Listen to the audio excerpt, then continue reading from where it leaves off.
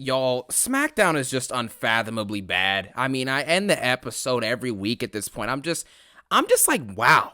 You know what I'm saying? Like, wow. An Elimination Chamber being tomorrow, and it's like, I'm still like, wow, because we know this PLE is gonna suck. Like, why are we pretending like this is going to be anything above a 5 to 6 out of 10 at best? The best case scenario for this PLE is for it to be average. You know what I'm saying? But there's an 80% chance, right, of it being mid or just straight up being bad. And now it's at a point where it's like there's literally no actual great outcome to anything that's going to happen on the chamber. You know what I mean? I'm not excited for it, quite frankly. And it's just disgusting. And you watch tonight, it's like the women's division is garbage. The men's division is garbage. I don't know what they do from here. You know, I was going to say, oh, it's a desperation. You know what I'm saying? They're at desperation station, right? This is a last-ditch effort. They need to book the chamber right. They need to do this. They need to do that. But this Mania season is already over, y'all. Let's be real. There is a 0% chance of this Mania season and WrestleMania 41 itself being better than Mania 40. It's not going to be close. The final boss, prime of his villainy, of his heel turn, you know what I'm saying? Of his heel turn, right? Roman Reigns. 1,300-day reign, absolute peak. You know what I'm saying? The peak of championship reigns. You get what I'm saying? Rollins there week in, week out, even though he was hurt, right? He was still there week in, week out, building the tag team match with him and Cody versus Rock and Roman. Amazing. Rhea Ripley and Becky Lynch, who Becky Lynch is sorely missed right now in the women's division. That feud was solid. Drew and Rollins had a banger match at Mania in a pretty solid feud, right?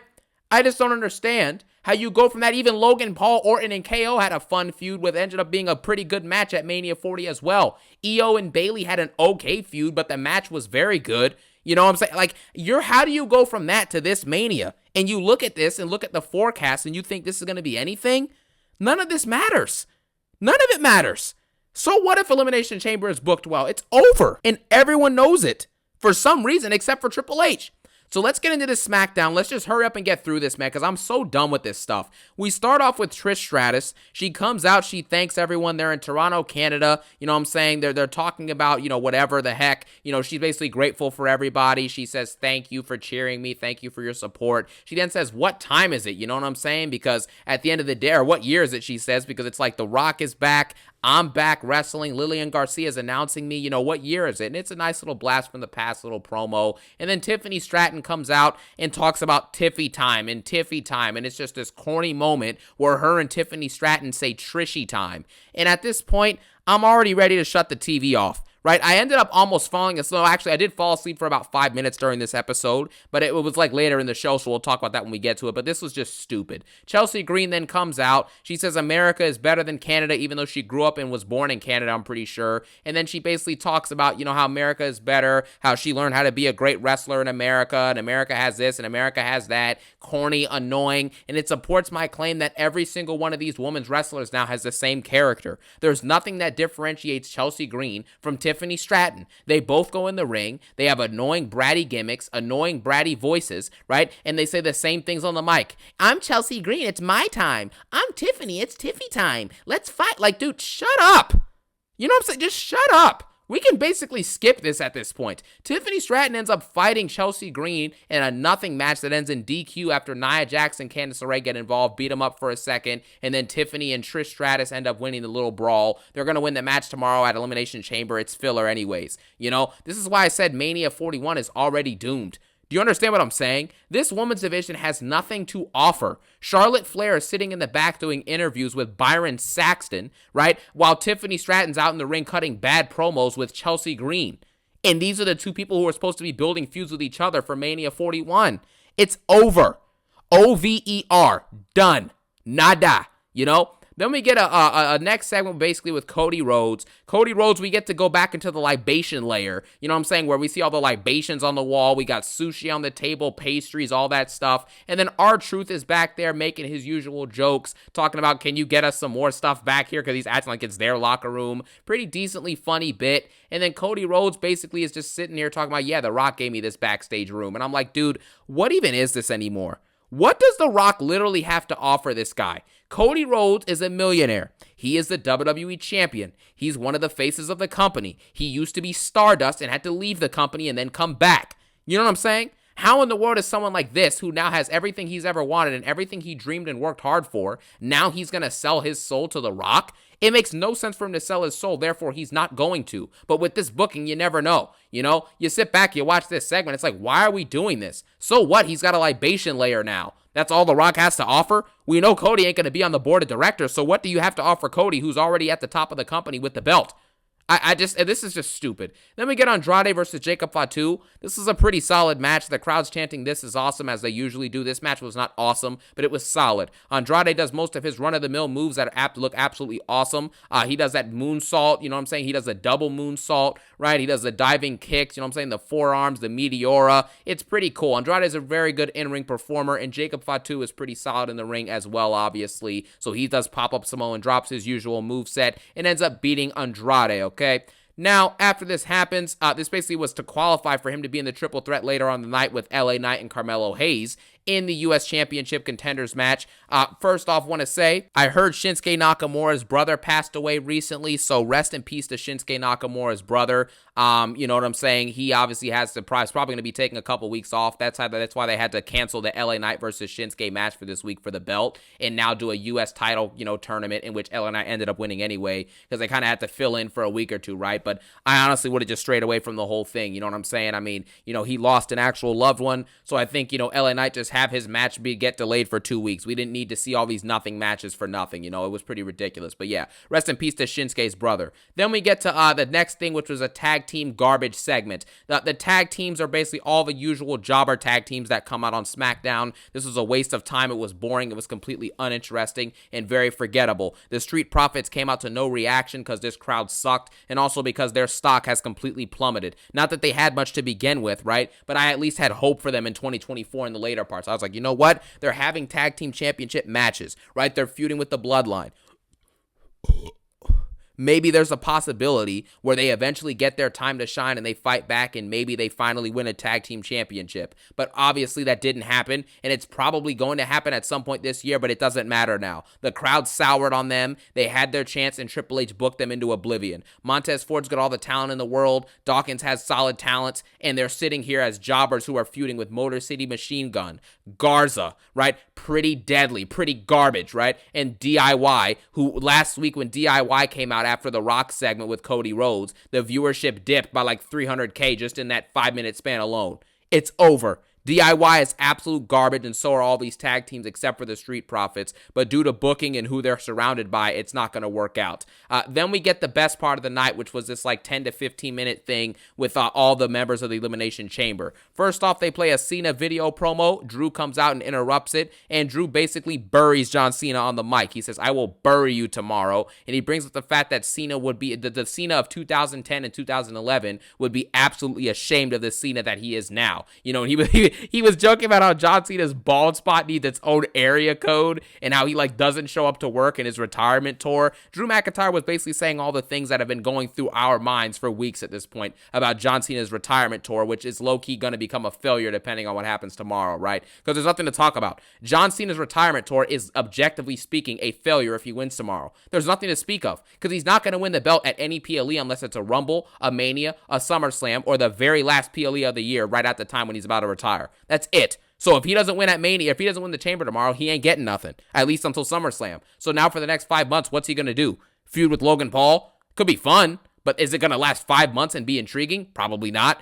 Is a feud with him and some random other jobber going to last 5 months and be intriguing? Probably not. Is John Cena going to show up to work? Probably not. So Drew McIntyre cuts a very good promo. This felt like a return to formula for Drew, who's been jobbing out to Jay and Jimmy Uso over the last month or so. So now it's good to see him be solid on the mic. Damian Priest then comes up, and actually he cut a decent promo himself, basically saying that Drew McIntyre is upset with his decision, his position in the company, but it's all based off of the things that he's done. His odd obsession with CM Punk, right? The fact that he cost himself, what I'm saying, his world title he won at Mania 40 when Priest cashed in on him. He said at Money in the Bank, how Drew had his chance there and blew that as well. So what was so special about the year? Pretty decent point, right? Then we have Rollins comes out and basically says that if it wasn't for shoddy officiating at the Money in the Bank, when the ref clearly should have counted to 3 but didn't because they botched some entrance with Drew or some type of timing botch, Rollins said he would be world champion, which is facts, right? Rollins comes out dressed in like just a terrible looking outfit. Just looks dumb. Seth Rollins at this point is just a joke, right? He is one of the best of this generation, and I'm going to maintain that. I like Seth Rollins. He's one of my favorite wrestlers, probably of all time. But man, I mean, I just, you cannot take this dude seriously. He comes out, he's prancing around like a donkey, and then he starts wearing these just absolutely rambunctious outfits, and then proceeds to go on the mic and just start shouting for no reason or saying the same lines for no reason. It's like, dude, what are we doing?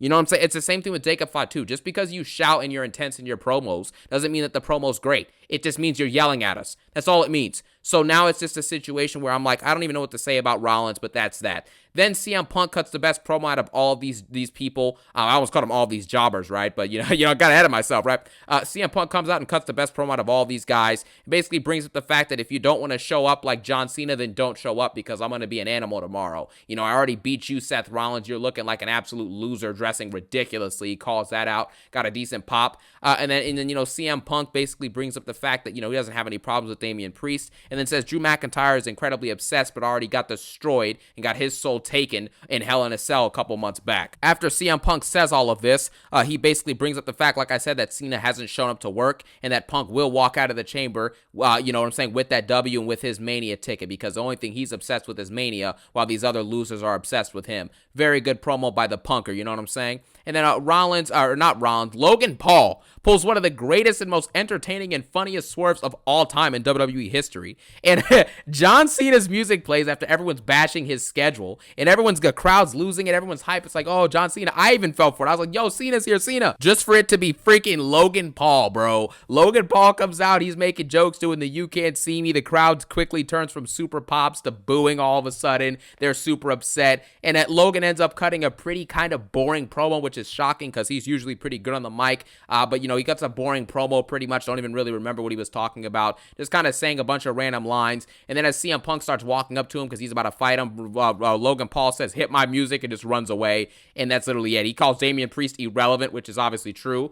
He says Seth Rollins is dressed like Lady Gaga threw up on a coat rack or something. And then he says that Drew McIntyre is just a little loser as well, something like that. So there you have it. Pretty fun little segment here. I enjoyed it, and I thought it was pretty entertaining from start to finish. So yeah, pretty cool. Then we had Santos Escobar versus LA Knight. I mean, I don't know. Again, like I said earlier, I don't know why we're doing these matches for things that LA Knight has already earned, but there you have it. We're going to skip over this because nothing happened in this match. The crowd was doing the Escobar to see chants, which was pretty cool, you know what I'm saying? But at the end of the day, we've seen Santos Escobar versus LA Knight at least 8 times in the last 10 months, and you can literally go look it up for yourself and check it out. You know what I'm saying? We've seen it at least 8 times at this point, so I don't really know what else there is to say about this. LA Knight wins and advances to the triple threat qualifier later tonight. Then we get Sami Zayn, who again comes out and wastes our time. Sami Zayn proceeds to basically talk on the mic about how much of a dangerous and deadly match it's going to be between him and KO tomorrow, and how there's not going to be any punches pulled. It's going to be physical. It's going to be violent. It's going to be ruthless. You know what I'm saying? The same stuff they've been trying to say for weeks to hype up this match. Let's be real. Like I said in my predictions video for the Chamber, this match, objectively speaking, in ring-wise, should be good, or at least solid, right? Because they're going to be able to use a bunch of weapons, you know what I'm saying? A bunch of physicality. They have great in-ring chemistry, and they've put on good matches with each other one-on-one before. But the fact is that the fact that we're getting this for the 15th time,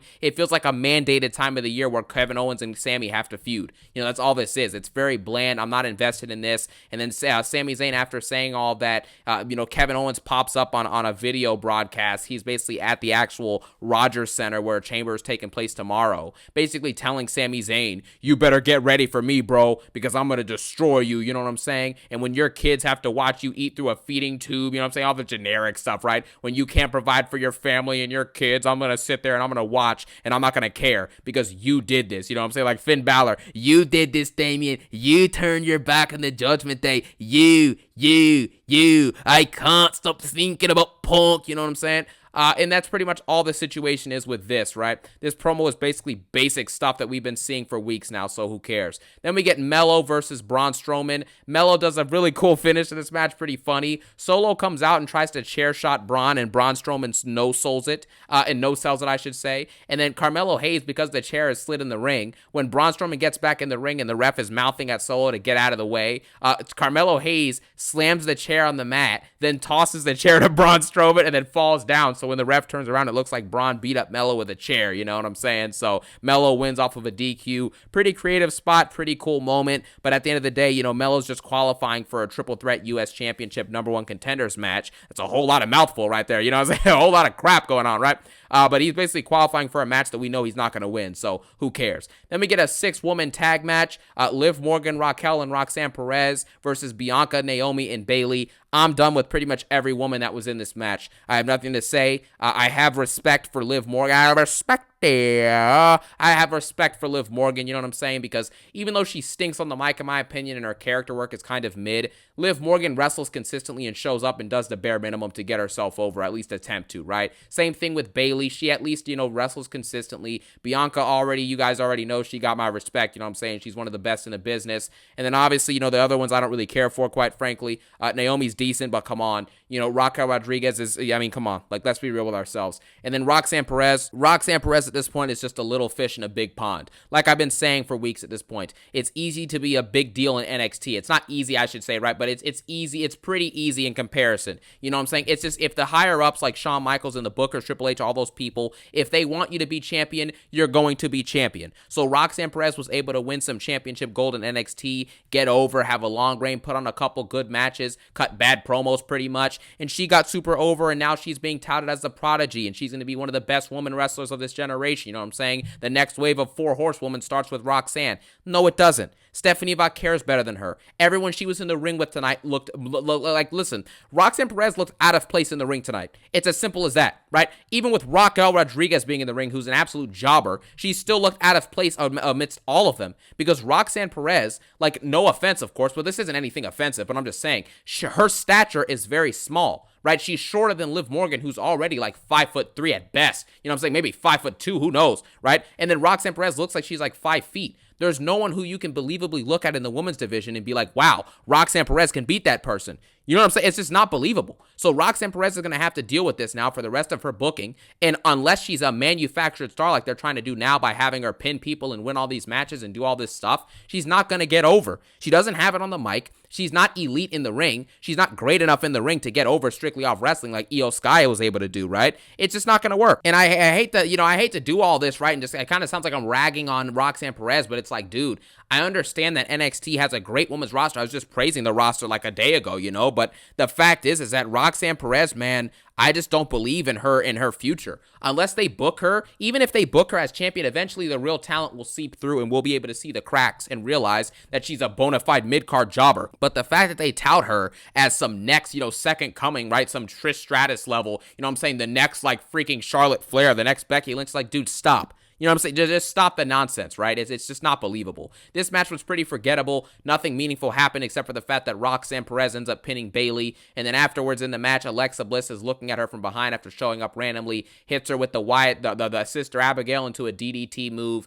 And that's pretty much that. Alexa Bliss stands tall, and then the Wyatt Six, you know, little, like, you know, graphic plays. It's like, dude, why is Alexa Bliss even involved with the Wyatt Six anymore? This faction has not been seen on TV in months because they're not relevant, they're not good, they're not entertaining, and they have nothing to offer. They really don't. So why are we wasting our time with this? I genuinely cannot answer that question. But anyways, then we get a triple threat match with Melo versus LA Knight versus Jacob Fatu. This is filler garbage. I fell asleep during this match, so that's how you know it's absolutely useless. Obviously, LA Knight's going to win because he already had the match scheduled with Shinsuke Nakamura for the U.S. belt tonight anyways. So obviously, LA Knight won this match. Pretty self-explanatory stuff if I don't say so myself. Then we had the final main event thing, which was basically The Rock, the final ditty, basically on a video segment with Cody Rhodes, who was supposed to do an interview with Michael Cole. And then Michael Cole says, Cody, I have something for you in the back. After he's talking to Cody, he's like, Cody, if you sell your soul, it's not who you are. I've known a better man than this. You did all these things. I'm like, dude, shut up. You know what I'm saying? Just shut up. Right? The Rock has nothing to offer this dude. The Rock then gets on a video promo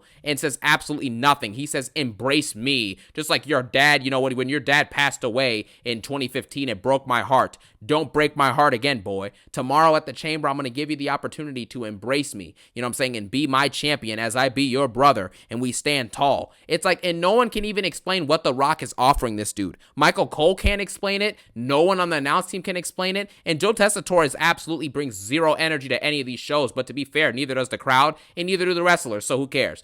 Then you have, he's out there, he's like, Michael Cole, you know what I'm saying? He doesn't even have any energy to speak anymore, which is expected because these shows suck. Then Cody Rhodes basically looks up at The Rock. He's saying all those things on the projector, and The Rock reveals Cody Rhodes sells his soul belt that he made over the week, and it's got the date June 11th, 2015 on it, which was the date that Cody Rhodes' father unfortunately passed away. And that's pretty much that. Cody looks at it, looks at it in the distance as The Rock walks to his plane in the video segment, and the show ends, and that's it. I don't even know what to say about this anymore, man. SmackDown sucks. This episode's gonna probably get a 3 out of 10, simply because that one segment and then the Andrade versus Jacob Fatu match was solid, but that's pretty much it. There's really nothing else to talk about here with this episode, man. And I don't know how much longer, man, that they can really keep up with this garbage. Cody Rhodes needs to lose this championship at WrestleMania, but even with another reset, it's over. Roman Reigns is a glorified part-timer who doesn't show up to work. John Cena doesn't show up to work, right? The Rock doesn't show up to work. Those are the only 3 people that matter besides Punk. And even though Punk shows up consistently, he doesn't wrestle consistently because he can't anymore because he's older. So it's over. Your 4 top stars, 3 of them are part-timers who barely ever show up, like literally at all. And then the other one, right, is a guy who can barely wrestle consistently anymore at all, right? It's over. So at this point, we'll see what happens in the Chamber. Expect a review tomorrow night after the PLE ends. But man, I'm not looking forward to this, and my expectations are absolutely below the ground at this point. So, yeah, 3 out of 10. Let me know what you thought about SmackDown in the comment section below. And, I'll see you guys tomorrow, man, for that Elimination Chamber review. Thank you all so much for watching. Peace out and one love.